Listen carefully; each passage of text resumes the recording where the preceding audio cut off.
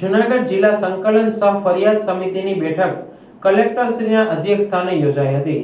સરકારશ્રીની જોગવાઈઓ અને નિયમોને ધ્યાનમાં રાખીને નાગરિક સેવાઓના કાર્યો સમય મર્યાદામાં પૂર્ણ કરવા કલેક્ટરે સૂચના આપી હતી.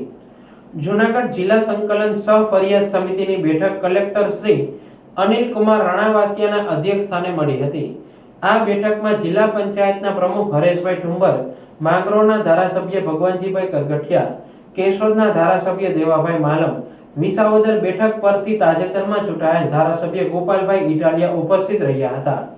તેઓએ રજૂ કરેલા ગ્રામ્ય વિસ્તારના લોકોના વિવિધ પ્રશ્નો અને તેના નિરાકરણ માટે ચર્ચા કરવામાં આવી હતી. કલેક્ટરશ્રીએ સંબંધિત અમલીકરણ અધિકારીઓને નાગરિક સેવા અને લોક સેવાઓના કાર્યો સરકારશ્રીની જોગવાઈઓ નિયમો પ્રમાણે સમય મર્યાદામાં થાય તે માટે સૂચના આપવામાં આવી હતી. તમામ માહિતી મળી રહે તે સૂચનને આવકારી જરૂરી સૂચના આપવામાં આવી હતી.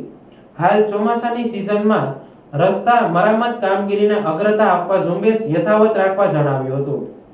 માંગરોળ નગરપાલિકાના પ્રમુખની દરખાસ્તને ધ્યાનમાં લઈ ડમ્પિંગ સાઇટ માટે જરૂરી કાર્યવાહી કરવા માર્ગદર્શન આપવામાં આવ્યું હતું. આ બેઠકમાં એસપી જિલ્લા વિકાસ અધિકારી શ્રી, પ્રાંત અધિકારીઓ અને જિલ્લાના અમલીકરણ અધિકારીઓ ઉપસ્થિત રહ્યા હતા.